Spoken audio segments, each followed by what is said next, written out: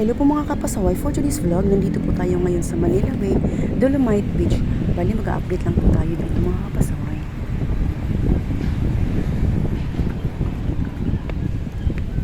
This is my first time na makapunta po dito. Dati, dinidumog po ito ng mga maraming tao para lang makita itong Dolomite Beach, Manila Bay. Tara, lapitan natin dito yung Dolomite Stone. So far, okay naman po siya after Typhoon Christine, ano? Ayan, okay naman po siya. Ayan, zoom in po natin kunti.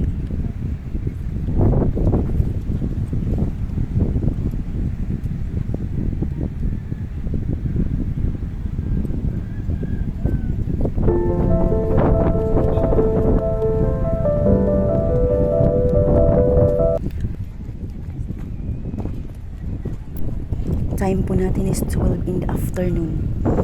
Andito po ako, naglalakad.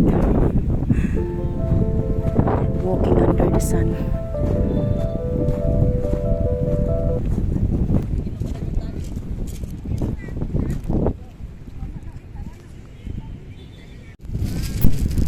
Ito po yung ano niya, Dolomite Stone.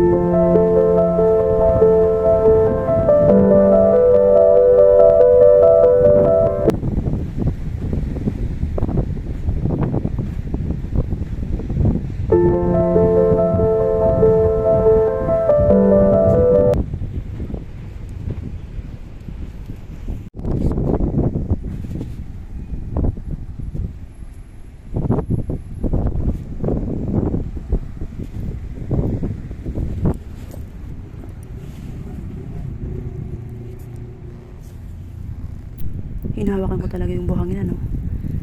Na-miss lang ako.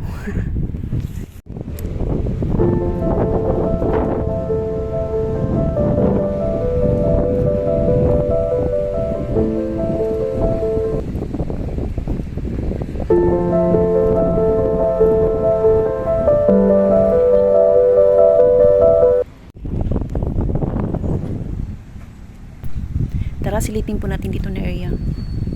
May mga buko tree po siya dito. Din pwede po kayong sumilong dyan kasi malilim po siya mga kapasaway.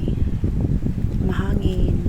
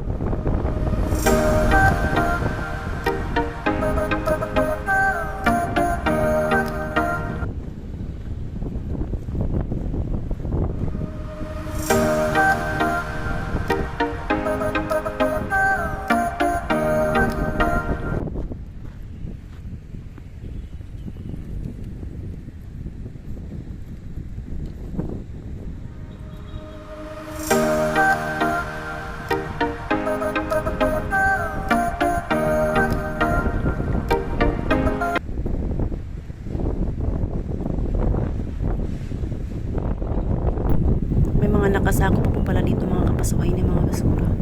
Salamat nga po pala sa mga taga-MMDA na na-maintain po nila yung kalinisan dito.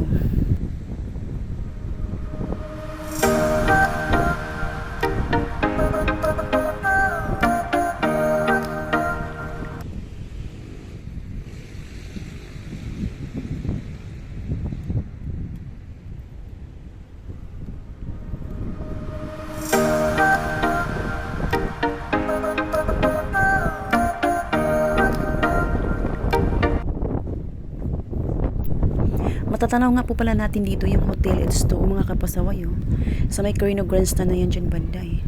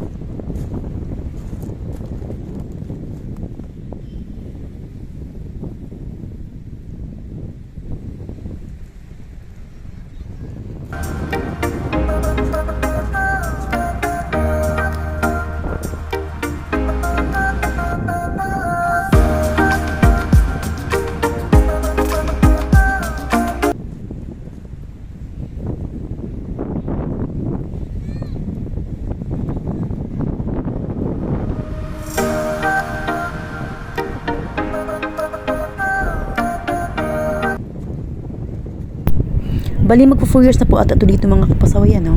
Since nabuksan ito sa publiko, itong Manila Bay, Dolomite Beach.